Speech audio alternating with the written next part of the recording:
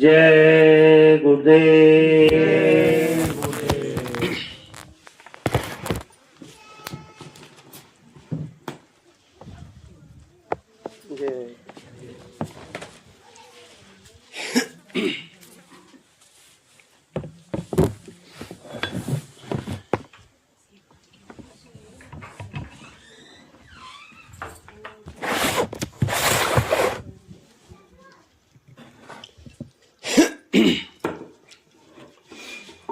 जय गुरुदेव। जय गुरुदेव। जय गुरुदेव। नाम किसका? प्रभु का पावन प्यारा नाम। जय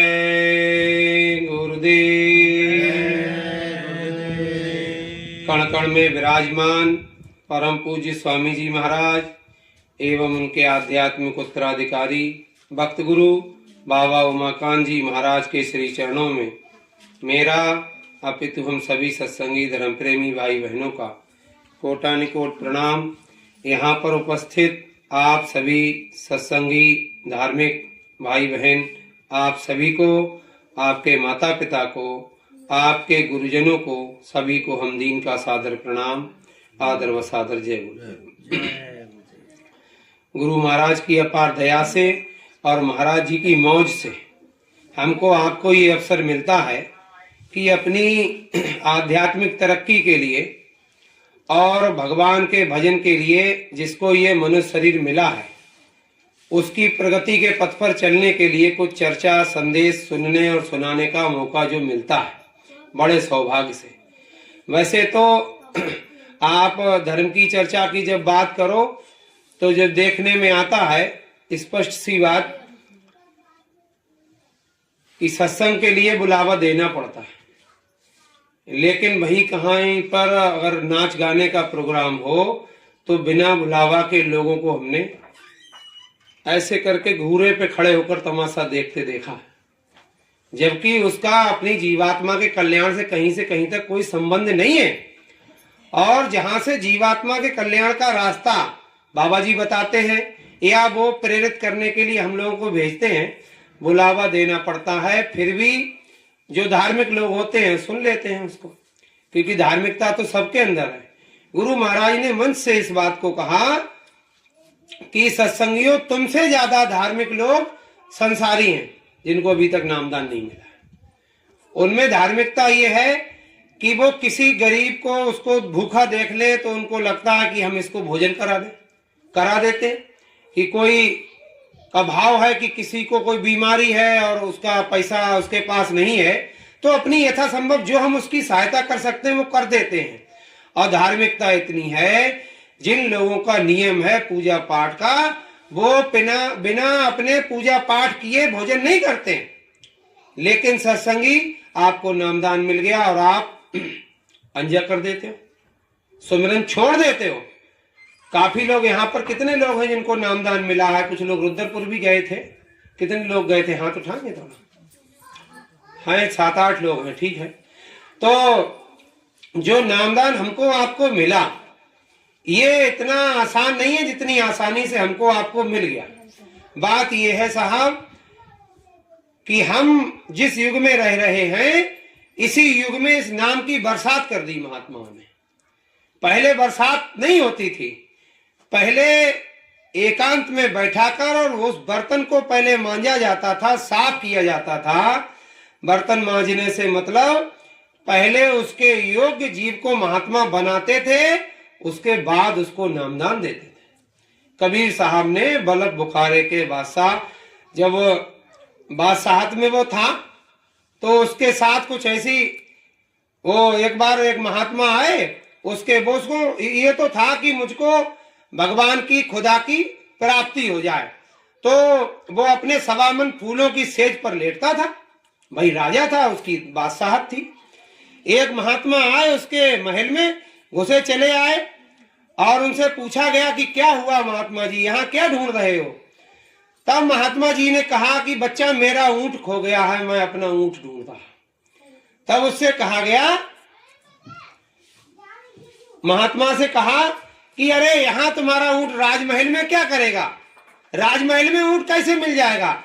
तब उन्होंने उस राजा से कहा, जब 1.25 मन फूलों की सेज पर लेटकर तुझको खुदा मिल सकता है तो क्या मेरा ऊंट तेरे राजमहल में नहीं मिल सकता। इतनी बात कह के महात्मा चले गए। लेकिन उसमें संस्कार थे, बलक बुखारे के बादशाह में उसके संस्कार जाग गए महात्मा का दर्शन करके। जैसे आपने अभी महाराज जी का दर्शन किया, बहुत से लोग गए, कुछ ने नामदान लिया, कुछ ने कुछ इस भाव से नहीं गए कि हम नामदान लेंगे। बाबा जी ने बरसात की, वो अलग बात है, आपने छतरी लगा ली। तो महाराज जी का दर्शन करने से, जो भी समय के महापुरुष होते हैं उनका दर्शन करने मात्र से 22 से भी अधिक जन्मों के कर्म कटते हैं। कहीं पर 22 का प्रमाण मिलता है, कहीं पर 24 का। कहने का मतलब 20 से प्लस जन्मों के कर्म कटते हैं सिर्फ दर्शन करने से। लेकिन दर्शन करने का लाभ कब मिलता है?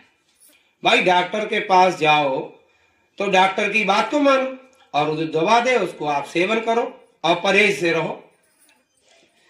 तो संतों के दर्शन का लाभ तब मिलता है कि संत मिलन को जाइए तजमाया अभिमान, ज्यों ज्यों पग आगे बढ़े कोटिन यज्ञ समान। कि ये भाव ना रहे कि बाबा जी तो 80 साल के होंगे लेकिन हम 85 साल के हैं, ये भाव ना रहे। ज्ञान का आयु से संबंध नहीं होता। और भाव ये भी ना रहे कि हम बहुत पहलवान हैं, बाबा जी तो ऐसे हैं सूखे पतले। भाव ये भी ना रहे कि हम बहुत बड़े आदमी हैं, जमींदार जागीरदार हैं। संत मिलन को जाइए तज माया अभिमान, अपनी माया और अपना मान सब घर पे छोड़ जाओ, तब ज्यों ज्यों पग आगे बढ़े कोटिन यज्ञ समान।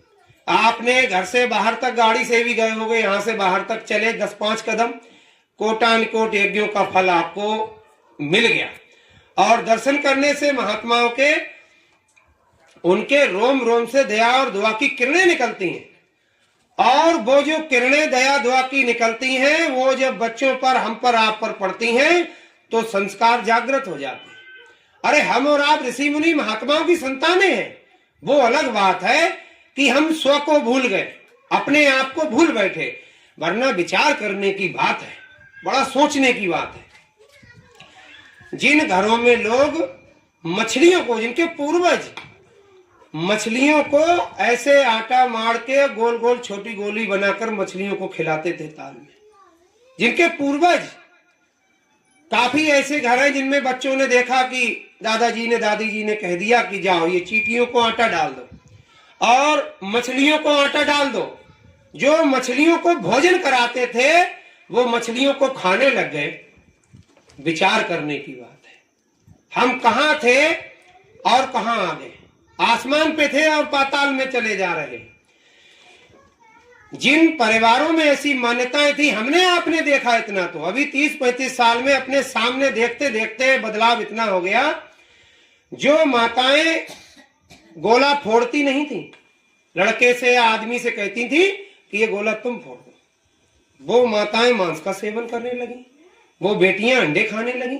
जो माताएं काशी फल पंपकिन यानी कद्दू जिसको बोलते हैं, उसमें जब तक लड़के से, आदमी से गोदा नहीं लगवा लेती थी, अभी भी घरों में है, जहां संस्कार है वहां रिवाज ये है, वो जब तक गोदा नहीं लगवा लेती तब तक कद्दू को काटती नहीं, सब्जी नहीं बनाती। ऐसे घरों में मांस पकने लगा। जिस रसोई को सीता की रसोई बोला जाता था, उस रसोई में चप्पल पहनकर नहीं जाते थे। उन घरों में लोग उस सीता की रसोई में मांस पकाने लगे। गुरु महाराज ने कहा पेट को कब्रिस्तान मत बनाओ।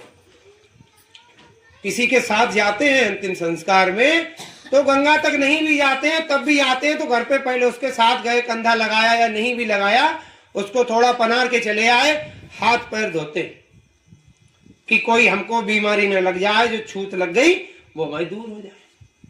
लेकिन एक वो मुर्दा, अरे वो भी तो मुर्दा है जो बकरा मुर्गा उसका कत्ल कर दिया, गर्दन काट दी, उसका मांस लाके घर में पका रहे हो, अग्निदेव प्रसन्न थोड़े ही होंगे।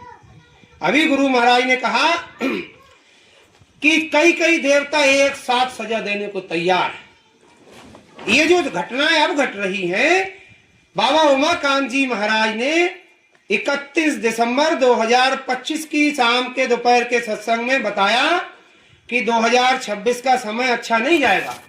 और हवा हवाई बात नहीं साहब, आप बाबा जी के चैनल पर देख सकते हैं। हम तो उसकी प्रिंट आउट कॉपी इसीलिए साथ में लेकर चलते हैं। कोई कहे अब घटना घट गई तब तो दुनिया कह देगी कि हाँ ये होने को था, पहले बताया था, लेकिन आपको प्रमाण के साथ बाबा जी ने 31 दिसंबर 2025 और दोपहर 1 बजे के सत्संग में पूर्वी चंपारण मोतिहारी बिहार में बताया था कि ये मतलब जनवरी 2026 से ही खराब समय का नजारा दिखाई पड़ने लग जाएगा। ट्रेन, हवाई जहाज आदि के एक्सीडेंट होंगे, जमीन जगह जगह फट जाएगी और 100-100, 150-150 फीट का फासला हो जाएगा। महाराज जी ने यह भी कहा, आप खुद सुन लेना, जय गुरुदेव यूकेएम चैनल पर 31 दिसंबर का सत्संग दोपहर 1 बजे का, कि गुरु महाराज के भंडारे से पहले ही आपको खबर मिल जाएगी, धरती फटने की सूचना आपको मिल जाएगी। और मिल गई ये अप्रैल लगते लगते। वरना लोग कहते हैं अरे ये जय गुरुदेव वाले 40 सालें हो गई, करोड़ लोगों को बाबा जी ने बोरा पहनाया और उनमें लाखों मर गए, लेकिन न धरती फटी, न गुबार निकला, न सतयुग आया, न कलयुग गया। गुरु महाराज ने तारीख निश्चित नहीं करी थी। गुरु महाराज ने कहा था कि फटेगी धरती, उठेगा गुबारा, सुनते तो जाओ संदेश हमारा, कहें जय गुरुदेव पुकार जमाना बदलेगा। बाबा उमाकांत जी महाराज ने, जो गुरु महाराज उनको निर्देश करते हैं, उन्होंने स्पष्ट बता दिया कि भंडारे से पहले ही आपको सुनने को मिल जाएगा कि धरती फटी। वीडियो आई थी ग्रुप में। और बाबा जी ने देखो होली से पहले कहा था होली हो जाने दो, पर खून की होली होगी। खून की होली हुई। विदेशों में देखो आप, सुख संपदा की कौन कहे, प्राण बचे बड़ भाग। पहले महाराज जी ने 3 देशों का नाम लिया था। फिर महाराज जी ने पहले 3 देशों का नाम लिया, कहा कि वहां पर जो भी सत्संगी हो आप वहां से वापस आ जाओ अपने देश के लिए, या किसी सुरक्षित स्थान पर चले जाओ। फिर बाबा जी ने 7 देशों का नाम लिया। 7 देशों का नाम लिया बाबा जी ने, और बताया कि इनकी हालत बहुत खराब होने वाली है, इनमें आप जो भी सत्संगी प्रेमी हो जल्दी से जल्दी वापस आ जाओ। और अब तो अभी तो बाबा जी ने इसमें नाम भी ओपन कर दिया। 7 अप्रैल वाले सत्संग में नाम भी बाबा जी ने ओपन कर दिया। और कहा जो खाड़ी के देश हैं जिनमें इजराइल, ईरान और अमेरिका है, कहा ये 7 देशों का नाम लिया। कहा 2 की तो आप समझ लो बिल्कुल ना के तौर पे रह जाएंगे। अरे 100 में अगर 20 बचे, 5 बचे, 10 बचे तो क्या बचे। 20-20 कोस पर जब दिया जलेगा, लाशें पड़ी सड़ेंगी, घर घर में उठाने वाले मिलेंगे ना यार, जमाना बदलेगा। कहें जय गुरुदेव पुकार जमाना बदलेगा। कोरोना आने से पहले महाराज जी ने देखो काठमांडू में, जो नेपाल की राजधानी है काठमांडू, वहां के टुडी खेल मैदान में बाबा जी ने सत्संग किया और वहां से सीधे चाइना चले गए महाराज जी। उस समय कोरोना का कोई अता पता नहीं था। और चीन में गए भी तो कहां गए, उसी वुहान शहर में सत्संग बाबा जी ने दिया जिस वुहान शहर से कोरोना बीमारी फैली। उस वुहान शहर में लोग चमगादड़ को खा जाते, चमगादड़ को, सांप को, गोजर, बिच्छू, कुत्ता, बिल्ली सब खा जाते। वहां के मांसाहारियों को अगर देख ले यहाँ का मांसाहारी, तो उसको खुद भूख न लगे। यहाँ का मांसाहारी कुछ नहीं उनके सामने। तो बाबा जी ने उसी शहर में सत्संग किया और कहा पशु पक्षियों में बीमारियां फैलेंगी, उनका मांस और अंडे खाने से बीमारी मनुष्य को लगेगी, इसलिए आप लोग शाकाहारी हो जाओ। उन लोगों ने कहा हमको क्या बीमारी लगेगी, अरे जब हम चमगादड़ खा जाते हैं, जब हम कुत्ता खा जाते हैं, जब हम सांप खा जाते हैं, जब हम बिच्छू खा जाते हैं, तो हमको और कौन सी बीमारी लगेगी। हवा में उड़ा दिया बाबा जी की बात को। जो मान गए तो शाकाहारी हो गए। बाबा जी चले आए। फिर बाबा जी ने सत्संग दिया 1 जनवरी 2020 का, 31 दिसंबर 2019 का, और समय दे दिया। कहा कि 3 महीने तक प्रचार कर लो। अभी जहां ठंडी पड़ रही है वो अगले महीने में, फरवरी में कर लो, मार्च तक आप प्रचार कर लो। प्रेमियों ने सोचा कि ये बाबा जी तो कहते हैं फिर टाइम बढ़ा देते हैं, लेकिन महाराज जी ने कहा मार्च तक प्रचार कर लो और देखो बीमारियां आ रही लोगों को बता दो। मांस और अंडे खाने से बीमारी फैलेगी। रैलियां निकाली गई, प्रचार किए गए। लोग कहते थे कि ये तो ऐसे करते ही रहते, 40 सालें हो गई, लेकिन बाबा जी ने कहा इसी वर्ष में बीमारी फैलेगी। प्रचार किया गया। इधर आपके कहीं सैसवान में एक मरीज निकला था कोरोना पॉजिटिव, तो पूरा बदायूं लॉकडाउन उसमें लग गया, पूरे बदायूं की मार्केटें बंद हो गई। और बाबा जी ने पहले ही बताया था कि 3 महीने आप प्रचार कर लो, हुआ। फिर स्कूल बंद हो गए। फिर उसी चीन के देखो, हिंदुस्तान के 1 मार्च यानी 1 अप्रैल के हिंदुस्तान न्यूज़पेपर के पहले पृष्ठ पर ही छपा था 2020 के ही में कि चीन में मांसाहार बंद और अधिक से अधिक सब्जियां उगाने के आदेश। क्यों किया? बाबा जी ने कहा कुछ हंसी खुशी से बदलेंगे, कुछ होकर तंग बदल जाएंगे। लोग बदले, और जब वो गिराफ नीचे आया बीमारी का, तो हम लोगों की हालत क्या हो गई है। जैसे बाबा जी बताते हैं कि हनुमान जी का एक भगत था और वो खजूर को देखते देखते, वो फल देखते देखते खजूर पे चढ़ गया और खजूर उसने तोड़ के जेब में रख लिए और खा लिए, और जब उतरने के लिए नीचे देखा तब डर गया। खजूर का पेड़ तो बहुत ऊंचा होता है, कहा है महात्माओं ने। बड़ा हुआ तो क्या हुआ, जैसे पेड़ खजूर, अब पंथी को, जो पथिक है चल रहा है, पंथी को छाया नहीं, वो फल लागे अति दूर, तो अति दूर वाले फल के चक्कर में वो चढ़ गया। अब उतरने के लिए नीचे देखा तो डर गया कि गिर गए तो हाथ पैर टूट जाएंगे। तब मुसीबत के समय में जैसे बाबा जी बताते हैं, अरे द्रौपदी पे मुसीबत पड़ी तो उन्होंने 5 पांडवों को पुकारा, किसी ने जब मदद नहीं की तब आई भगवान की याद। ऐसे नहीं आती है भगवान की याद, सुख में सुमरन ना किया, दुख में किया याद, और कहे कबीर का दास की फिर कौन सुने पर याद। लेकिन जब उन्होंने कहा हे द्वारकाधीश हमारी लाज रखो, तो भगवान कृष्ण आए और उन्होंने, भैया ने भी बताया, खींचते खींचते हार गया कि सारी ही की नारी है कि नारी ही की सारी है, सारी बीच नारी है कि नारी बीच सारी की औरत है कि साड़ी है, साड़ी ही की औरत क्या है, क्या है कि भगवान ने रक्षा की। तो वो जो मुसीबत में था, हनुमान जी का भगत था भाई, जो जिसको मानता है उसकी उसमें आस्था है और मदद होती भी है अगर पुकारने वाला भाव भक्ति से पुकारे। तो हनुमान जी को पुकारा, कहा आज हमको बस आपकी कृपा से नीचे उतर जाए, 10 किलो लड्डू चढ़ाएंगे। अब जब उतर आया, आधा उतर आया, तब बोला हनुमान जी अगर 10 किलो नहीं चढ़ाए तो 5 किलो तो पक्का चढ़ाएंगे। और उतर आया, 75% उतर गया। तब बोला हनुमान जी अगर 5 किलो न चढ़ा पाए तो 2.5 किलो तो जरूर ही चढ़ाएंगे।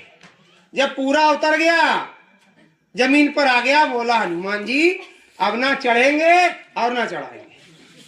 तो वो हालत हमारी है। उन लोगों ने मांसाहार छोड़ा, बीमारी खत्म हो गई, मतलब वो बीमारी, वो आफत से निजात मिल गई, फिर खाना शुरू कर दिया। बाबा जी ने फिर 1 जनवरी 2021 को फिर कहा पिछली बार मरे थे कम और इस बार मरेंगे ज्यादा। और फिर बीमारी आई और फिर लोग मरे खूब। फिर तो एक गली में मर गए, फिर भी मोहल्ला बंद नहीं था। अरे कहां तक बंद किया जाए। तो ये वही बाबा जी हैं जो मुसीबत आने से पहले हमको आपको अवगत कराते हैं, और सिर्फ बताते ही नहीं कि बीमारी और मुसीबत आ रही है, उससे बचने का उपाय भी साथ में बताते हैं। वैसे तो आप सोचो कि कोई वो आते हैं गले में हड्डी डाल के, बाबा कहते हैं उनको लोग, वो जो भी हो वो भी बता देते हैं कि तुम्हारे इतने भाई हैं, इतने बेटे हैं, इतनी बेटियां हैं, तुम्हारे पिताजी उस सन में खत्म हो गए, दादाजी उस सन में खत्म हो गए, तुम्हारी गाय चुर गई थी कि भैंस चुर गई थी, सब बता देंगे पीछे का। लेकिन ये बाबा जी वो नहीं है, ये वो भी बताते हैं जो आगे घटना घटने वाली है। तो अभी देखो महाराज जी ने 7 देशों का नाम लिया है कि इनका बहुत नुकसान होगा, जिनमें इजराइल, ईरान और अमेरिका, इनका चेहरा बदल जाएगा। अभी अमेरिका का भी चेहरा बदलेगा बाबा जी ने कहा। इसलिए आप उन देशों में जो लोग हो अपने भारत देश वापस आ जाओ, उड़ाने रद्द हो गई तब कैसे आओगे। और वहां तो बता दिया कि 2 तो बिल्कुल नेस्ता नाबूद और 2 में आधा नुकसान होगा, मतलब 50% संपत्ति का जनहानि धनहानि दोनों होगी और बाकी का 25% नुकसान होगा। और ये आफत भारत में भी आएगी। और ये भी बाबा जी ने निश्चित कर दिया कि सबसे पहले भारत में मुसीबत कहां से आएगी, राजस्थान से आएगी। राजस्थान में सबसे पहले आएगी। इसलिए बाबा जी अभी देखो राजस्थान की बहुत फिक्र है महाराज जी को। राजस्थान में गए, प्रोग्राम कराया, उससे पहले ही नामधुनी के और साधना शिविर के केंद्र लगवा दिए, कहा कि यहाँ बचाने की जरूरत है लोगों को। उत्तराखंड में बाबा जी गए थे और कहा तुम लोग सोचते हो हम पहाड़ों पर रहते हैं, हमारा क्या करेगा तूफान, यहाँ कहां से आएगा, यहाँ भी तूफान आएगा। और देखो बाबा जी समझाते रहे, बताते रहे। वहां से आए तो बता रहे थे महाराज जी की एक कोई बाजार था, 58 सेकंड में कहां से पानी आया लोगों को पता नहीं, 1 मिनट पूरा नहीं लगा, 58 सेकंड के अंदर पूरा बाजार गायब हो गया। तो फिर पता चला लोगों का कहां से पानी आया कि बादल फट गया। तो यही तो बाबा जी बता रहे हैं कि पृथ्वी नाराज, अग्निदेव नाराज, जलदेव नाराज, वायुदेव नाराज, धरती नाराज है, धरती फटेगी, हिल जाएगी। अरे एक बार धरती माँ ऐसे पंथा ले ले, पलट जाइए, सब मकान धराशायी हो जाएंगे, जो रहेंगे उसमें सब एक बार में सब निपट जाएगा। तो धरती माँ नाराज है, जहां अत्याचार ज्यादा हुआ देखो वहां पे धरती फट गई। काफी समय पहले की बात है, बहुत मतलब शताब्दियां नहीं बीत गई, कुछ वर्षें बीती हैं। केरल की मैंने कहा की बात थी, वहां लोगों ने बीफ फेस्टिवल मनाया था। गाय के बछड़ों को, बछियों को, गायों को सड़कों पर काट कर और उनकी दावत करी थी, त्योहार के रूप में मनाया था, गाय को काट कर उसका मांस खाने के लिए। 1 साल पूरा नहीं हुआ, वहां कितना बड़ा जल का प्रलय हुआ था, कितनी बड़ी हानि हुई। तो बाबा जी अभी से बता रहे हैं, धरती नाराज, धरती फटेगी। जल नाराज मतलब जल देवता नाराज, बेमौसम बरसात करा देंगे। अभी देखो फसल उठानी लोगों को मुश्किल पड़ गई, कई जगह तो बरसात में ऐसे तैर गई, गेहूं की फसल कटी हुई तैर गई। और बाबा जी ने वहीं कहा था 1 जनवरी में मोतिहारी बिहार में कि उत्तर प्रदेश और बिहार के लोगों को बता दो, ये जो फसल आपने बोई है इसको इतना आसान मत समझो कि घर पे इसको ले ही जाओगे, इसलिए लोगों को समझा दो, बता दो। बाबा जी श्राप नहीं देते, बाबा जी को जो दिखाई देता है आने वाला समय उसको बता देते हैं और आपको बचने का उपाय बता देते हैं। तो महाराज जी ने ये सारी चीजें बताई और कहा कि अपने देश वापस आ जाओ। आफत भारत में भी आएगी ऐसा नहीं है, लेकिन भारत धर्मपरायण देश है। महाराज जी ने कहा कि आपको लोगों को तीसरे दिन रोटी मिलेगी, तुमको रोज मिलेगी। लेकिन जब बाबा जी की बात नहीं मानोगे, बीमारी आई, अटैक कर दिया, बाबा जी ने बताया कि तुमको लगेगा कि ये बादल है बादल, लेकिन कहा कि कर्मों का बादल बवंडर बनेगा और वो फिर हवा के जरिए वो बादल नहीं होगा, कीटाणु होंगे, बीमारियों के कीटाणु, और वो हवा के जरिए आएंगे। भारत में भी लाशें पड़ी सड़ेंगी, घर घर में उठाने वाले मिलेंगे ना। यार जमाना बदलेगा, लेकिन भारत का नुकसान और देशों की अपेक्षा कम होगा। एक बार महाराज जी ने कहा भारत के नाम पर जो लोग अपने देश का, गांव का नाम रख देंगे वहां भी नुकसान कम होगा। ये गुलाबी वाले, गुलाबी के लिए हमको आपको बताया बाबा जी ने कि ये सुरक्षा कवच है। और खाली गुलाबी ऐसा नहीं कि मांसाहारी गुलाबी पहन लेगा उसकी रक्षा हो जाएगी। बाबा जी ने कहा कि शाकाहारी चरित्रवान नशा मुक्त रहकर सुमिरन ध्यान भजन करोगे और गुलाबी आपके लिए रक्षा कवच का काम करेगा।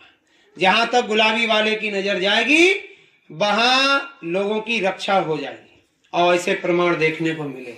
तो बाबा जी तो यही सबसे प्रार्थना कर रहे हैं कि आप जिसको मानते हो, राम को, कृष्ण को, हनुमान जी को, शंकर जी को, अरे आप उन्हीं के नाम का जाप कर लो। 1 घंटा नहीं, आप 1.25 घंटा कर लो, लेकिन मन लगा के करो। मन लगा के करोगे तो लाभ मिलेगा। महाराज जी ने कहा मूर्तियां बनाई गई थी, मंदिर बनाए गए थे। मंदिर का मतलब मन दर, जहां मन का दर हो, जहां मन लगे वो मंदिर। और वेद व्यास जी के समय में मूर्तियां बनाई गई तो मूर्तियों की आंखें चमकीली होती थी, वहां बैठकर लोग अपना ध्यान लगाते थे, एक जगह पर दृष्टि को केंद्रित करते थे और मन ठहर जाता था तो दर्शन हो जाता था। महाराज जी ने कहा अगर नियम से, नीति से अगर पूजा करी जाए तो जो लोग मूर्तियों की पूजा करते हैं उसी मूर्ति में उन देवी देवताओं की छवि देखने को मिल जाती है। लेकिन आज तो हम लोग नियम संयम सब भूल गए। अभी बात आई थी कि सीता की रसोई को कितना अपवित्र कर दिया। एक विचार करने की बात है। अभी भी पुरानी जो माताएं हैं वो अभी भी कह देती हैं कि पूजा की पत्ती अगर घर में है या कोई वृक्ष से कोई पत्ता तोड़ना है, असगन का पत्ता है, अंडुआ का है, कौआ, ऐसे तमाम औषधि हैं जिनको पता है माताओं को, वो कह देती, लेकिन कहती रात हो गई अब तोड़ने मत जाना। क्यों तोड़ने नहीं जाते थे? कि वृक्ष के सोने का समय हो गया, वो जग ना जाए। ऐसे संस्कारी लोग, ऐसी भारतीय संस्कृति को मानने वाले लोग कैसे जानवरों का, पशु पक्षियों का गला काटकर उनका मांस खाने लग गए, कब अंडा खाने लग गए। वो लोग जो सुबह को दही खाकर निकलते थे वो अंडा खाकर निकलते हैं। इसका कारण आपने सोचा ये सिचुएशन क्रिएट क्यों हुई, ये परिस्थितियां क्यों बनी? क्योंकि पहले लोग संतों महात्माओं के पास जाया करते थे और उनसे जीवन जीने का सलीका सीखते थे। ऐसे बाबा नहीं थे कि भांग पी रहे हैं, गांजा पी रहे हैं और कह रहे हैं हम शंकर जी के भगत हैं। गुरु महाराज ने कहा शंकर जी ने कभी गांजा भांग का सेवन नहीं किया, उनके नाम पर नशा करके आप उनको बदनाम मत करो। शंकर जी ने जब हलाहल विष पिया था तो जब जहर का असर ऊपर को चढ़ने लगा तब धन्वंतरी वैद्य ने धतूरा और ये भांग वगैरह इनका मिश्रण बना के ऐसे सर पे लगाया था, जहर जहर को मारता है। खाया, सेवन नहीं किया था। चलो कोई कहते हैं कि सेवन किया, चढ़ा रहे हैं, चढ़ाने का मतलब है जो चढ़ाया उस पर आपका कोई अधिकार नहीं, वो वहीं छोड़ दो। धतूरा चढ़ाते हैं इतना और खाते हैं इतना, और कहते हैं शंकर जी की बूटी, और खा के पी के शंकर जी की बूटी, अखियां खुल गई, निदिया छूटी। और सही बात तो ये आंख खुलती नहीं है, आंख ऐसे मिचमिचाता है, नशे में और नाले में गिर जाता है। और गाना बज रहा है डीजे पे और गिर गया वो नाले में। विचार करने की बात है कि हम अगर रामलीला करवा रहे हैं तो लीला हो रही है राम की और दुकानें लगी अंडे की। क्या भगवान राम का ये सम्मान है? अरे शंकर जी के नाम पर उनको नचाते हैं, उनसे पैसा मंगवाते, उनका सम्मान थोड़ा ही है। तो ये तरीका हम और आप भूल गए। बाबा जी बता रहे, समझा रहे हैं।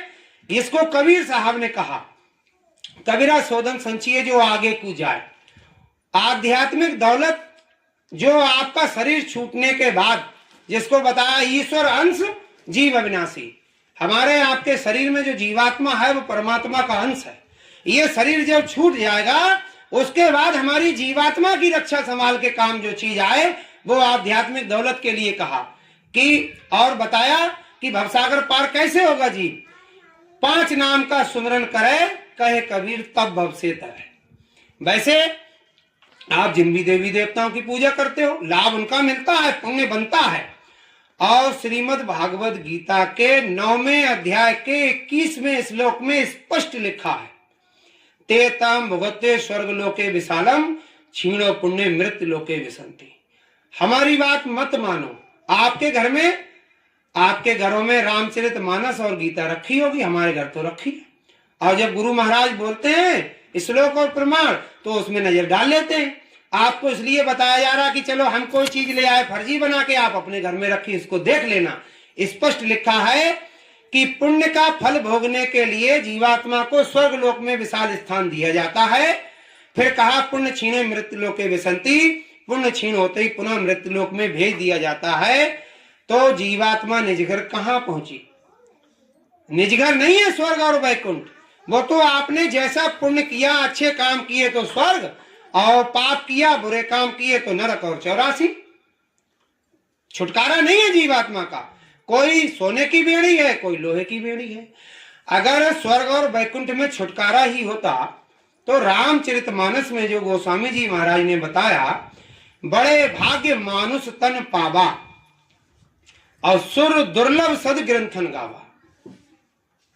अगर देवता अगर मनुष्य शरीर से ज्यादा श्रेष्ठ होते तो कहा कि बड़े भाग्य से मनुष्य का शरीर मिला, इसको पाने के लिए देवता तरसते हैं। देवताओं से भी अनमोल है ये मनुष्य शरीर। लेकिन कब? जब हम इसको पाकर सदगुरु की शरण में जाकर नामदान लेकर सुमिरन ध्यान भजन करने लगे, तब तो ये देवताओं से श्रेष्ठ सार्थक सिद्ध हो गया। और अगर ऐसा नहीं हुआ, खाने पीने मौज मस्ती में लगे रहे, तो देवता हमसे श्रेष्ठ हैं, देवी देवता, क्योंकि वो हमसे ऊपर के मंडलों में बैठे हैं। लेकिन वो ऊपरों के मंडलों में जहां बैठे हैं, वहां से वो ये 5 नाम का नामदान लेकर सुमिरन ध्यान भजन नहीं कर सकते। वहां से ऊपर के मंडलों में जाने की, ऊपर के लोकों में जाने की साधना नहीं कर सकते। वो सिर्फ फल भोग रहे हैं। ये बाबा जी बताते हैं और हमारी धार्मिक पुस्तकों में लिखा है।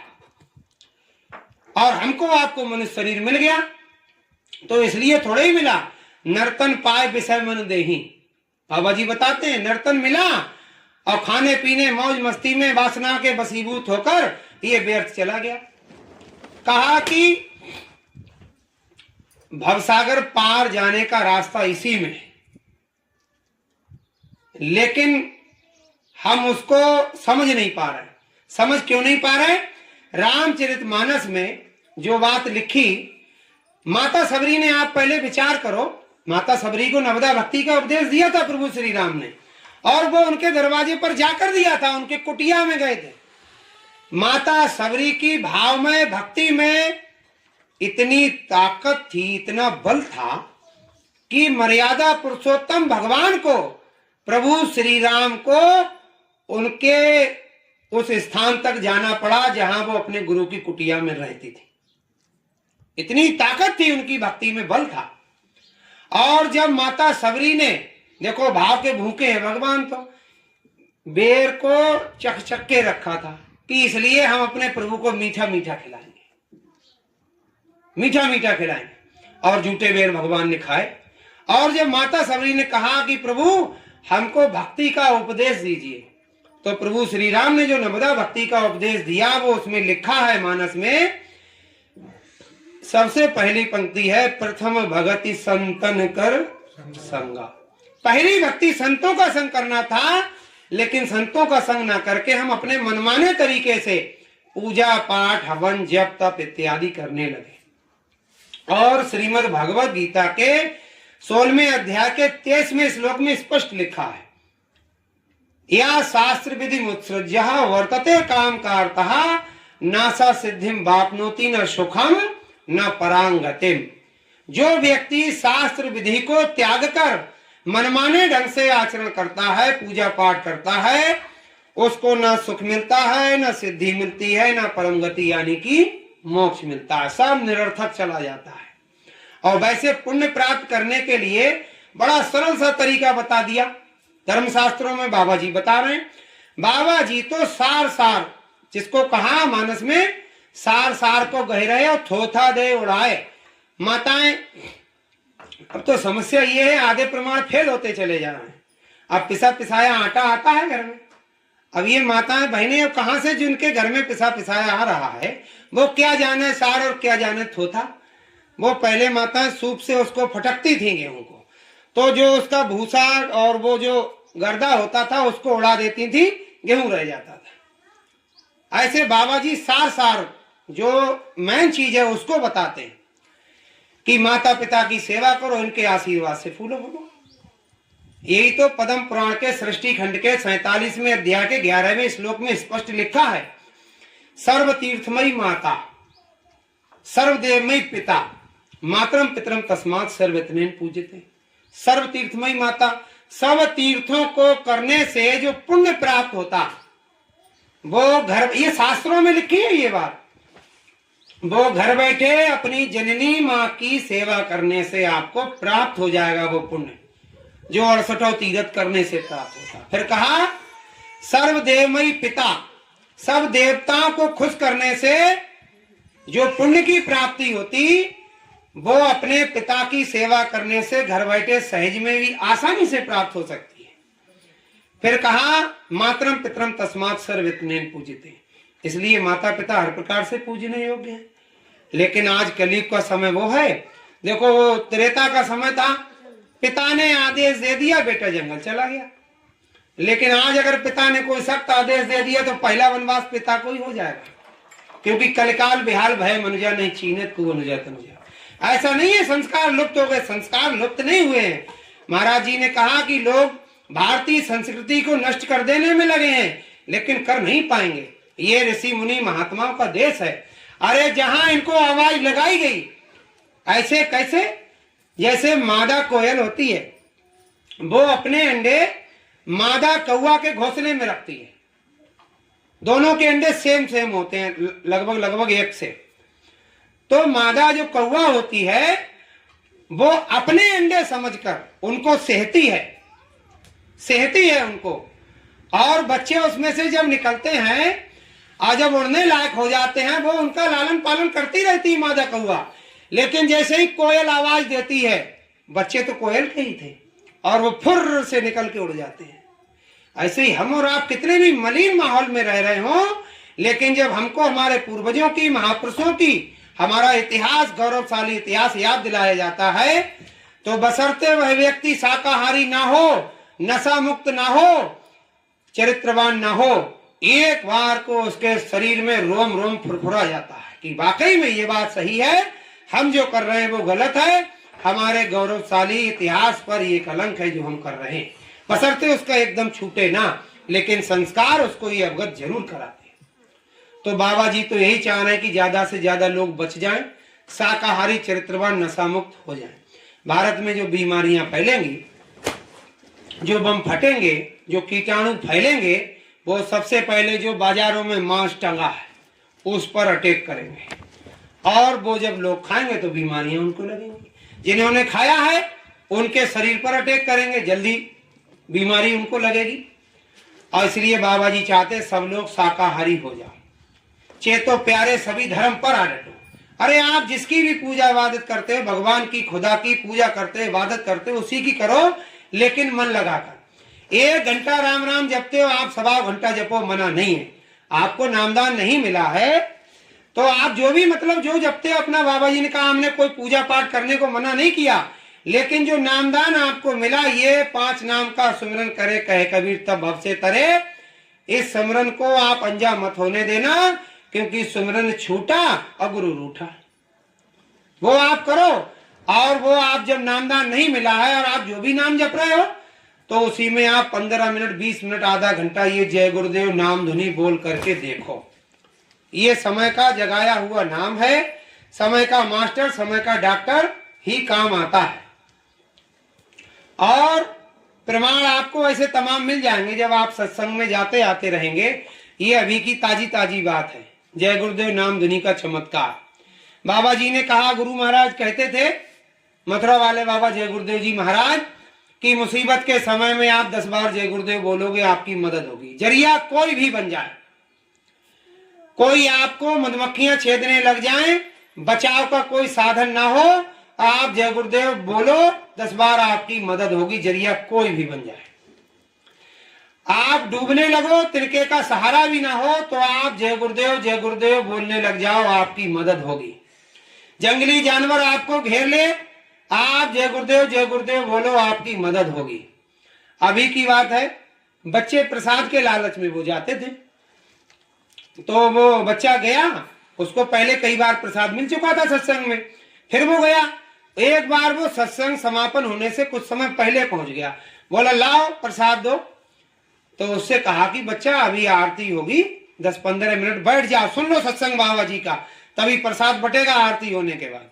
बच्चा बैठ गया। तो उस समय वक्ता सुना रहे थे बाबा जी का संदेश कि मुसीबत में गिर जाओ, फंस जाओ, यही बात जो अभी आपको बताई, डूबने लगो, कोई जानवर घेर ले, मधुमक्खियां घेर ले, तो आप उस मुसीबत के समय में आप जिसकी भी पूजा पाठ करते हो, आप उनका नाम पुकारो, आपकी मदद हो जाए, बहुत अच्छी बात है। फिर भी आपके लिए मदद नहीं होती है, कोई साधन नहीं है, कोई रास्ता नहीं है, तब आप जय गुरुदेव बोलो, मुसीबत में जय गुरुदेव बोलोगे, आपकी मदद होगी। तो बच्चे ने वो बात सुन ली, प्रसाद लेकर चला गया, बात आई गई हो गई। खेल खेल में कुछ ही दिनों में वो बच्चा कुएं में गिर गया। बच्चों के खेल में कुएं में गिर गया, सच्ची घटना है अभी की। कुएं में गिर गया, 3 घंटे बाद वो बच्चा निकाल पाए लोग कुएं में से, और उसका पेट दबा दबू के जैसे भी डॉक्टर के पास ले गए, उसको कई घंटे बाद जब होश आया, तो भाई जो जिसको मानता है वो उसकी गुणगान करता है। कोई कहने लगे कि देवी मैया की कृपा से बच गया, कोई शंकर जी के भगत थे, उन्होंने कहा शंकर जी की कृपा से बच गया, कोई हनुमान जी के भगत थे, उन्होंने कहा हनुमान जी की दया से बच गया।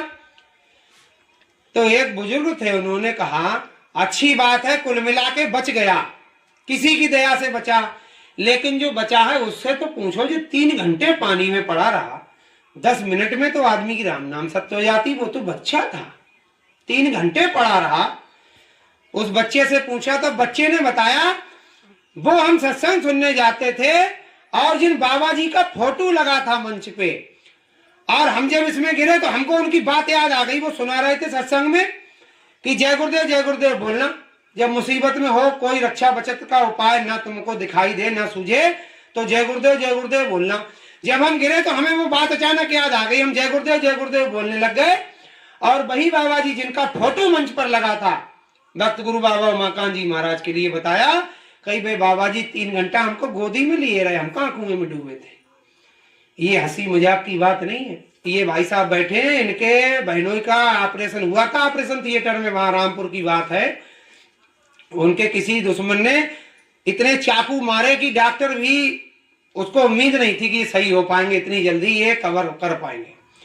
तो वो इनके बहनोई साहब हैं, संजीव रस्तोगी, बिलासपुर के, रामपुर जिले में लगता है।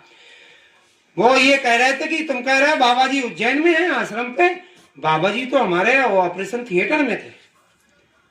ऐसे हवा के तीर थोड़े ही है कि आंख मीच के कहीं भी छोड़ दो, छोड़ना नहीं है, ये लगता भी निशाने पे।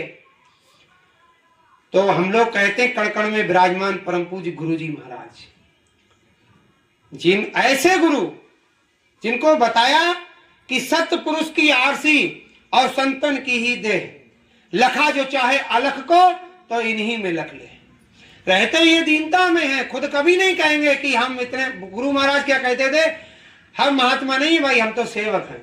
महाराज जी जब आते हैं तो महाराज जी ने एक बार ये बात कही और प्रेमी एकदम रोम रोम झुरझुरा गया प्रेमियों का। महाराज जी ने कहा हमको आपसे कुछ मांगना नहीं है, आप तो अपनी बुराइयां यहाँ छोड़ जाओ और आप अपनी मन्नत मांग लो, पूरी हो जाएगी। जो अंडा मछली मांस शराब का सेवन किया, व्यभिचार किया, चोरी किया, डाका डाला, आज से मत करना, यहीं छोड़ जाओ। अरे हमको तो जरूरत पड़ेगी तो हम आपके पांव छू लेंगे, बाबा जी ने कहा। बाबा जी मंच पे आते हैं तो हाथ जोड़कर और सबको अभिवादन में जय गुरुदेव करते हैं, ऐसे करके। अहंकार में नहीं है बाबा जी, लेकिन क्या है कि हमको आपको समझना है, जो ऐसे महापुरुष मुसीबत के समय में कैसे कैसे लोगों को मिल रहे हैं। एक नहीं, ऐसे हजारों प्रमाण हैं। प्रेमी अगर प्रमाण देने लग जाए तो किताबें छप जाएंगी, कई कई ग्रंथ बन जाएंगे। तो इस समय पर जय गुरुदेव नाम में पावर है। जिनको नामदान मिला है सुमरन ध्यान भजन करो, नाम ध्वनि बोलो, और जिनको नामदान नहीं मिला है आप जय गुरुदेव नाम की ध्वनि बोलो। जय गुरुदेव नाम की ध्वनि ऐसे बोलना है जो सभी को ठीक ठाक समझ में आ जाए, सुनने में आ जाए, कोई गड़बड़ी ना हो। तो महाराज जी ने बोलकर बताया और इसका साइंटिफिक रीजन भी बताया, वैज्ञानिक लाभ बताया कि बोलने से फेफड़े मजबूत होते हैं। बोलोगे आप, फेफड़े मजबूत होंगे। खाली बैठे हो, जय गुरुदेव नाम धुन बोलने लगो। अब बोलनी कैसे है, जय गुरुदेव, जय गुरुदेव, जय गुरुदेव, जय जय गुरुदेव, जय गुरुदेव, जय गुरुदेव, जय गुरुदेव, जय गुरुदेव, जय गुरुदेव, जय गुरुदेव, जय जय गुरुदेव, जय गुरुदेव,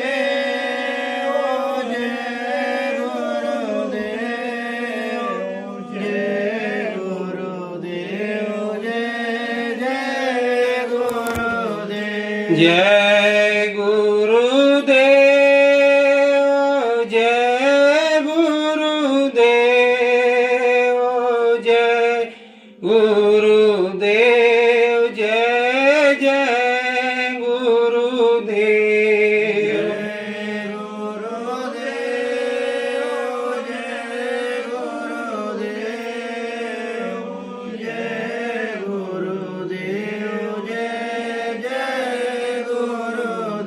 इसी तरह से जय गुरुदेव नाम की ध्वनि बोलनी है।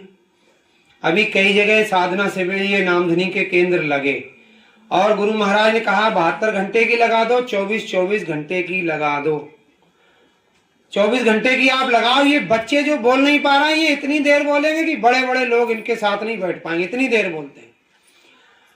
और जो भी दुख है, मुसीबत है, परेशानी है, सच्चे मन से समर्पित भाव से आप जय गुरुदेव नाम ध्वनि में शामिल हो। जहां भी शिविर लगे आप अपने यहाँ लगा लो, इसमें किसी वक्ता की जरूरत नहीं। साउंड सिस्टम है तो लगा लो, नहीं है तो कोई जरूरत नहीं, लेकिन बोलते रहें 2 लोग रेगुलर। और जो दुखी हैं, मुसीबत में है, बीमारी है, दवा फायदा नहीं करती, आप बोलकर देखो, आपको फायदा मिले तब आप बोलने लगना, वरना कोई पैसा टका थोड़ी ही लग रहा है, इसमें कोई फार्म थोड़ी ही भरना है। आप बोलने लग जाओ। और भंडारे पर बाबा जी ने सबको बुलाया है, सभी सत्संगी गैर सत्संगी सबको आमंत्रित किया है, बुलावा भेजा है और कहा है कि अपने अपने गुनाहों की माफी करवा लो। वैसे तो माफी का समय निकल गया है, शंकर जी स्थान छोड़ चुके हैं और तांडव करने के मूड में हैं। अभी उनसे गुरु महाराज के भंडारे तक का समय मांग लिया गया है। भंडारे के बाद देखना कैसी हालत होती है खराब, क्योंकि शंकर जी अब स्थान छोड़ चुके हैं और अभी पश्चिम के देशों में घूम रहे हैं। बाबा जी ने कह दिया कि युद्ध रुकने वाला नहीं है, समझौता करना मेढक तोड़ने के बराबर है, एक को समझाओ एक को रखो तब तक दूसरा कूद जाता है, ये रुकने वाला नहीं है। आगे का समय विनाशकारी, बचे वही जो नाम आधारी। तो आप सुमिरन ध्यान भजन में लग जाओ। और देखो सत्संग तो बाबा जी सुनाते हैं, हम लोग बाबा जी का संदेश आप तक पहुंचाते हैं। संदेशा मैन यही है कि आने वाला समय खराब है और बचाव ये है कि सुमिरन ध्यान भजन और नाम धुनी में लग जाओ, यही बचाव है। कैसे? शाकाहारी चरित्रवान नशा मुक्त रहते हुए। आप सभी से यही प्रार्थना है। और भंडारे पर गुरु महाराज ने कहा कि वर्षा होगी प्रेम की, भीगेंगे हम सब लोग। जो धन के बल के अहंकार में हैं, उनका अहंकार भी टूटेगा। महाराज जी ने कहा जो खुद को हीरो समझते थे वो जीरो हो रहे हैं, जीरो। उन्हीं से हथियार खरीदे गए और उन्हीं से जिससे हथियार खरीदे गए और जिसने खरीदे वो जिनसे उसने खरीदे थे उनको उन्हीं के हथियारों से मार रहा है। बाबा जी ने बहुत पहले कहा था हथियार बनाना बंद कर दो, सब लोग समझौता कर लो। ये दुनिया बारूद के ढेर पर बैठी है। शराब के नशे में लोग कब किसकी बुद्धि पलट जाए। अरे मिसाइल को रोकने वाला बटन दबाना है, शराब के नशे में बैठे हैं, चलाने वाला बटन दब गया तो एक में तो करोड़ों का मारा न्यारा हो जाएगा। ऐसा थोड़ा ही है। अरे गेयर, अब जैसे भैया की गाड़ी आज हम ही लेके आए, अब हमारी गाड़ी में बैक गियर पीछे पड़ता है, इनका बैक गियर थोड़ा बटन दबा के ऐसे पड़ता है और हमारा जहां पे पिछला पड़ता है इनकी गाड़ी में छठा पड़ता है। अब अगर उसको भूल जाए नशे में या नींद में और गियर गलत डाल देंगे तो गाड़ी पीछे थोड़ा ही जाएगी, जो गियर डालोगे उस गति में दौड़ेगी, उस दिशा में दौड़ेगी। तो बाबा जी ने कहा ये शराब के नशे में अगर शराब को बंद नहीं किया गया, ये नशाखोरी बंद नहीं की गई तो आने वाले समय में इसी भारतवर्ष का 50% युवा शराब के नशे में पागलों की भांति सड़कों पर घूमता नजर आ जाएगा। अभी अभी की बात है, ये आप समझ लो नवंबर से लगा है। हम अपने मोहल्ले की बात बता रहे हैं, हमारे साथ के आप समझ लो अपने साथियों की बात बता रहे हैं, कितने मर गए। अभी शायद ही कोई महीना खाली हो गया होगा इस 2026 के जनवरी से अब तक का जिसमें एक मर ना जाता। और मरते कैसे हैं? ऐसे नौजवान 25-30 साल 35 साल के। एक लड़का हमारे साथ का लगा था पुलिस में, वो सिलेक्ट हो गया था, हमारा नंबर नहीं आया था, वो अभी 4-5 महीने पहले खत्म हो गया। अब वो बूढ़े माता पिता जो उसको बुढ़ापे की लाठी समझते थे, बेटे की मौत के लिए रोए कि उसके अनाथ बच्चों को देखकर रोए कि घर में जवान विधवा बहू को देखकर रोए। इसीलिए बच्चों को महात्माओं के सत्संग में ले जाने की, महात्माओं से जोड़ने की बहुत आवश्यकता है। और अभी इसी महीने की बात है, मतलब मार्च के महीने में एक लड़का और था, वो 28 साल का खत्म हुआ, वो भी हमारे साथ का ही था, लगभग 6-7-8 साल छोटा था, वो भी शराब के नशे में खत्म हुआ। पिता उसके पहले ही खत्म हो गए थे। अब घर में जवान विधवा बहू, जवान लड़की शादी को, और उसके छोटे छोटे बच्चे। अब बूढ़ी माँ किसको देख कर रोए, किस किस को देख कर रोए है। सीने पे पत्थर गिर गया। और अभी अभी एक परसों नरसों में एक खत्म हुआ, होमगार्ड में लगा था लड़का, वो भी शराब के नशे में खत्म। उसको भी बाल बच्चे हैं, पत्नी है, माता पिता, किस किस को रोए। और बच्चे बच भी जाते हैं, शराब के नशे में नहीं पड़ते तो अहंकार के नशे में पड़ जाते हैं। गुरु महाराज ने कहा, आचरणहीन शिक्षा कभी भी मानव धर्म नहीं ला सकती। आज आप देखो, जितनी बेटियां लव जिहाद का शिकार हुई, किसी के 36 टुकड़े, किसी के 56 टुकड़े, कोई बक्से में बंद, कोई टैंक में बंद, कोई फ्रिज में बंद, एक भी अशिक्षित नहीं थी, सब शिक्षित थी। लेकिन आज की शिक्षा चरित्रवान नहीं बना रही है। अब केवल शिक्षा मिलती है पर अच्छा संदेश नहीं। कब बच्चों को एक भी नैतिक पाठ पढ़ाया जाता है, बस कैसे आगे बढ़ना है ये समझाया जाता है। आचरणहीन शिक्षा, यदि बच्चों को संस्कार नहीं मिले तो ये गारंटी नहीं है कि ये आपके बुढ़ापे की लाठी बनेंगे। बस 10-12 मिनट में समापन कर रहे हैं। विधवा माँ और कलेक्टर बेटे का वृत्तांत कुछ पंक्तियों के माध्यम से आपको कुछ समझ में आ जाए कि बच्चों को महापुरुषों से जोड़ना कितना आवश्यक है। सिर्फ पढ़ाते रहे, संस्कार इनमें नहीं डाल पाए तो ये बच्चे हमारे बुढ़ापे की लाठी बनेंगे, या वो लाठी बनेंगे जो पुलिस की लाठी पीठ पर पड़ती है तो गुनाहगार वो गुनाह भी कबूल कर देता है डर के मारे जो उसने नहीं किए होते। कि विधवा जवानी में हुई तकदीर की मारी, जिंदगी का हर जुआ थी भाग्य से हारी।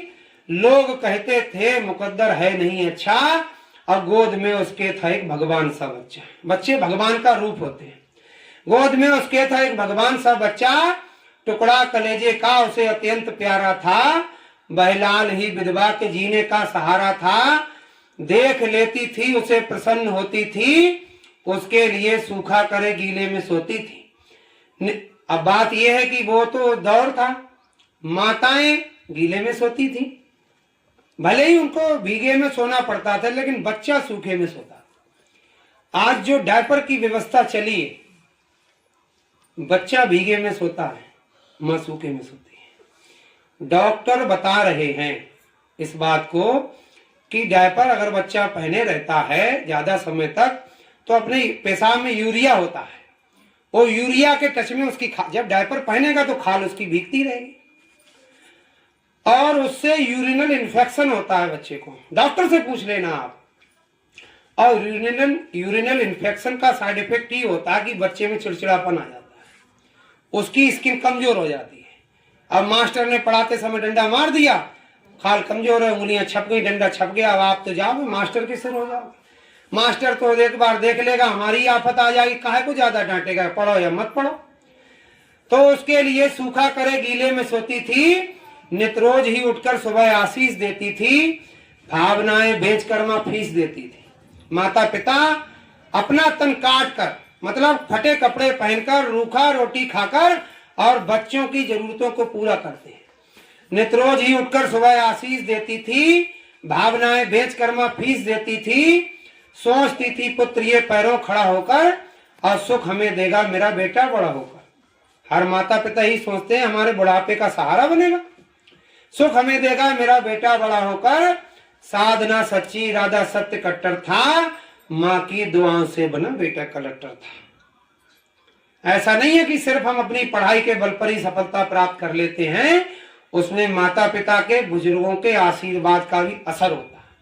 क्या सूरत क्या सीरत है, माँ ममता की मूरत है, पांव छुआ और काम हुआ, अम्मा एक मुहूर्त है। प्रातः काल उठ के रघुनाथा, मात पिता गुरु नाम ही माता। भगवान राम के ये आदर्श से माता पिता गुरु को प्रणाम करते थे प्रातः काल उठते ही। अब तो सब व्यवस्था खत्म होती जा रही है, 24 घंटे का अखंड पाठ तो होता है, लेकिन वो आदर्शों पर चलने के लिए हम तैयार नहीं है। गुरु महाराज यही तो कह रहे हैं, आज लोगों को, इस समाज को, देश और दुनिया को राम के, कृष्ण के आदर्शों पर चलने की जरूरत है, जरूरत है। तो साधना सच्ची, इरादा सत्य कट्टर था, माँ की दुआओं से बना बेटा कलेक्टर था। मंजिल उसे जब मिल गई शादी रचाई थी, पत्नी बहुत ही खूबसूरत मैम आई थी, रूप का झूला मिला तो झूल बैठा था, माँ के पुराने तथ्य सारे भूल बैठा था। हमको और भैया को एक वो भाई साहब मिले थे, अपने लोग वाराणसी जा रहे थे, कह रहे थे कि भाई हमने कई वृद्धाश्रमों में, हम लोग जाते हैं, कैंप लगाते हैं, दवाइयां देते हैं लोगों को, कई वृद्धाश्रमों में गए, उनमें सर्वे किया, लेकिन आज तक के सर्वे में कोई माता पिता उसमें ऐसे नहीं मिले जिनके बेटे ने शादी से पहले उनको घर से निकाला। स्पष्ट सी बात है, बेटों को और बेटियों को दोनों को संस्कारों की आवश्यकता है। इस पूरे समाज को, चाहे दादा दादी हो चाहे नाती नातिन हो, संस्कारों की आवश्यकता सबको है। दादाजी भी तो 10 रुपए देते हैं नाती को, कहते हैं जाओ 5 रुपए की बीड़ी ले आना, 5 रुपए की टोपी ले आना, और पैरों पे बिठा के बच्चे को झूला पहिया खिलाते हैं, ऊपर नीचे पैर झुलाते हैं और मुंह में बीड़ी फूंकते हैं, आधा निकोटिन अपने अंदर आधा नाती के अंदर। संस्कारों की आवश्यकता तो बुजुर्गों को भी है साहब। घर में बच्चा बीड़ी की ठूठ खा रहा है, बच्चे की मार पड़ती है, लेकिन पूछा ये जाए, इस चीज की एनालिसिस हो, छानबीन हो, आखिर घर में बीड़ी आई कहां से जो बच्चा खा रहा है। अरे पीना है तो एकांत में जाकर लैट्रिन पेशाब करने चले जाओ, वहां कोई बच्चा न देखा है, उस पर असर ना पड़े। आप कहते हैं चीज गलत नहीं है, अच्छी ठीक है, आपकी बात मानते हैं, गलत चीज नहीं है, फिर बच्चा खा रहा है तो मार क्यों रहे, गलत काम नहीं है। तो संस्कार डालोगे तो पड़ेंगे। तो पत्नी बहुत ही खूबसूरत मैम आई थी, रूप का झूला मिला तो झूल बैठा था, माँ के पुराने तथ्य सारे भूल बैठा था। मौन यौवन की खुशी से खेलती कैसे, संस्कारहीन लड़की सास को झेलती कैसे। जो बच्चियां संस्कारी हैं वो देखो, कई घरों में ऐसा है कि सासें अपनी कुछ ना कुछ कहती रहती हैं, बहू फिर भी कहती है अरे बूढ़ी अम्मा कहने दो, इनके तो ये वचन भी आशीर्वाद है, उसके भी संस्कार है। लेकिन किसी के वो इतनी सी बात कहना दुश्वार है, तूल पकड़ जाते हैं बच्चे। तो नित नहीं हर बात पर होने लगा झगड़ा। क्रोध में पत्नी पति से एक दिन बोली, जी हमारी दुर्दशा बहुत कुछ होली, आज होगा फैसला, क्या नेक रहेगी या तो बुढ़िया रहेगी या हम बस एक रहेगी। पत्नी रुआसी देखकर होठों पे गाली थी, धक्का लगा बेटे ने मां घर से निकाली थी। काबिल बनाया था जिसे 25 साल में, धक्का लगाया था उसी ने वृद्ध हाल में, देह में दम थी नहीं फुर्ती न चाल में, मां नौकरी करने लगी अस्पताल में। इसको सोचा था बुढ़ापे का सहारा बनेगा, वही उसी ने घर से निकाल दिया। तो माँ एक नौकरी करने लगी अस्पताल में, बेटे बहू दोनों ही बड़े प्यार से जीते। 2 साल भी उनको नहीं अच्छी तरह बीते, होनी बड़ी बलवान है भगवान की लीला, बेटा वहीं आया बदन का रंग था पीला। वो डॉक्टर साहब पढ़ते पढ़ते वो हाई स्कूल में एक वो आता है physics, first rule of physics, भौतिक विज्ञान का पहला नियम, for every action there is an equivalent opposite reaction. हम जो कुछ भी क्रिया करेंगे उसकी प्रतिक्रिया हमको जरूर मिलेगी। वो उस नियम को भूल गए थे।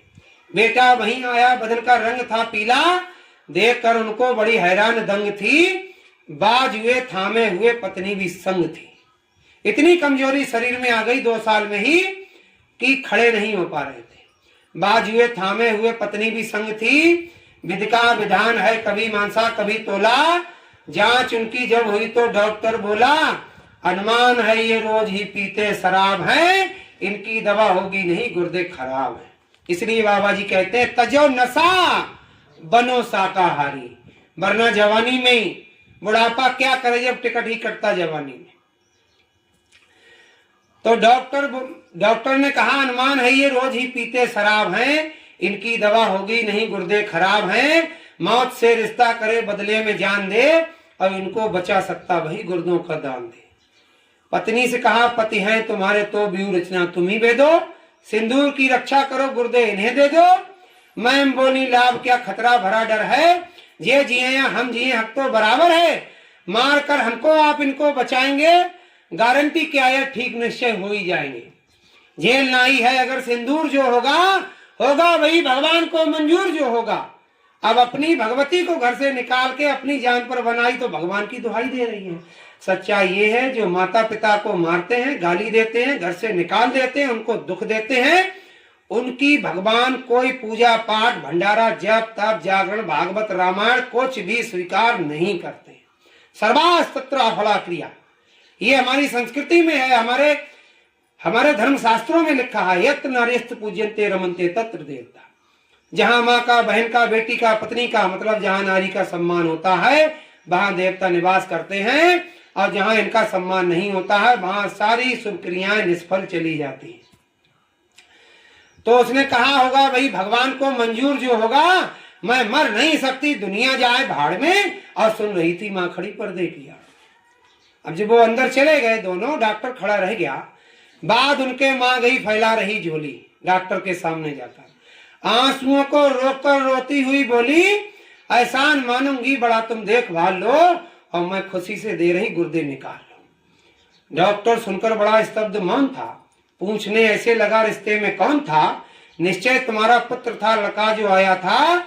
माँ ने सभी किस्सा पुराना कह सुनाया था। डॉक्टर ने कहा, इतनी खुशी से गैर कोई मर नहीं सकता, माँ के सिवा ये काम कोई कर नहीं सकता। निश्चय तुम्हारा पुत्र था, लड़का जो आया था। माँ ने सभी किस्सा पुराना कह सुनाया था। अब कहने लगी, अंदाज है अंदाज ही रखना, उसको बताना मत, आप ही राज ही रखना। कि जब उसको पता चलेगा जिस माँ को हमने बुढ़ापे पे घर से निकाला उसी ने हमारी जीवन फिर बचा ली अपना जीवन देकर, उसको बताना मत, आप ही राज ही रखना। गुर्दे दिए हंसकर वेदना मौन झेली थी, चुपचाप मौत को स्वीकार कर लिया। जिंदगी देकर खुशी से मौत ले ली थी। ठीक जब वह हो गया डॉक्टर से बोला, यूं आपने जीवन दिया, बोलो तुम्हें क्या दूं? डॉक्टर बोला, शर्म से डूब जाएगा, एहसान का बदला भला तू क्या चुकाएगा? क्या करेगी आपसे भुगतान वह लेकर, स्वर्ग में बैठी तुझे जो जिंदगी देकर। क्या करेगी आपसे भुगतान वह लेकर, स्वर्ग में बैठी तुझे जो जिंदगी देकर। पैदा किया पाला मरण की नींद सोई थी। वैज्ञानिक डॉक्टर इस बात को बताते हैं कि किसी को 8 या 10 डेसिबल का दर्द अगर उसको दे दिया जाए तो मनुष्य की मृत्यु हो जाती है। लेकिन एक माँ जब बच्चे को जन्म देती है, बच्चे के जन्म के समय माँ को 12 डेसिबल का दर्द सहना पड़ता है, फिर भी वो बच जाती है जीवित। ये क्या है? यही तो गुरु महाराज समझाते हैं कि कौन कौन सी शक्तियां बनाती हैं, कौन सी उसको क्या अंग बनाती हैं, कौन सी माँ के गर्भ से बाहर निकालती, सारा कुछ समझाते हैं। आप सत्संग सुनोगे तो समझ में आ जाएगा। जिंदगी देकर खुशी से मौत ले ली थी, पैदा किया पाला मरण की नींद सोई थी। आपकी औकात क्या दुनिया में कोई भी कष्ट इतना जिंदगी भर ढो नहीं सकता। माँ बाप से उद्धार बेटा हो नहीं सकता। बरसे बसंती हो गई, हर दिन दिवाली है। दौलत जिसे ये मिल गई वह भाग्यशाली है। जिंदगी अंधी दुखी है, दीन वही है। माँ बाप दुखी जिसके मुकद्दर हीन वही है। माँ बाप दुखी जिसके मुकद्दर हीन वही है। अब आप कहोगे कि सारा श्रेय सारी ममता माँ की, ये पिता का कोई स्थान नहीं है किसका अधिकार अधिकतम करके देखो शोध। त्याग पिता का बड़ा है या फिर माँ की बड़ी है गोद। माँ लेती है गोद दूध भी माँ का पीता है, किंतु पिता से पूछो जो उम्मीद में जीता है। माँ लेती है गोद, पिता के दिल में रहता है। इसीलिए तो श्री राम को जब वनवास हुआ, दिल खाली हो गया, पिता को यह एहसास हुआ, पागल बनकर पीछे पीछे दशरथ भाग लिए। माता जीवित रही, पिता ने प्राण त्याग दिए। हृदयघात उनको कष्ट हुआ और उन्होंने तड़प तड़प कर प्राण त्याग दिए। यही वही पैरामीटर आज भी है, जो हृदयघात से मतलब हार्ट अटैक से जो मृत्यु दर है आज भी पुरुषों में ज्यादा है। माताएं रो भी लेती हैं, अपनी बात कह भी लेती हैं, लेकिन पिता क्या है? पिता धौंस से चलने वाला प्रेम का प्रशासन है। प्रशासन प्रेम का ही है, लेकिन चलता अकड़ के है, धौंस से मारेगा, डांटेगा, फटकारेगा, लेकिन प्रेम सब उसके अंदर रहता है। प्रेम का प्रशासन है क्या? धौंस से चलने वाला। इसलिए बाबा जी कहते हैं अपने माता पिता की सेवा करो, उनके आशीर्वाद से फूलो फलो। माता पिता को सताओगे तो नरकों में डाले जाओगे। चाहे भले ही बाबा जी के चेला हो, लेकिन बाबा जी ने ही ये बात कही है कि माता पिता को सताओगे तो नरकों में डाले जाओगे। माता पिता की सेवा करो, उनके आशीर्वाद से फूलो फलो। आने वाला समय विनाशकारी, बचे वही जो नामधारी। और हाथ जोड़कर विनय हमारी, तजो नशा बनो शाकाहारी। हमारे बोलने में, कहने में कोई ऐसा शब्द निकल गया हो जो आपको कष्ट हुआ हो, बुरा लगा हो, व्यक्तिगत लगा हो, हमारी ऐसी कोई भाव नहीं था कहने का, फिर भी कोई ऐसी गलती हो गई हो, तो हम आपके बच्चे हैं, आपके भाई हैं, आपके चरणों में अपना मस्तक रखकर अपनी गलती की क्षमा मांगते हैं। आशा करते हैं आप सभी बड़े हैं, क्षमा बड़न को चाहिए छोटे को उत्पात, तो आप हमें माफ कर देंगे। सभी को सादर सप्रेम जय गुरुदेव।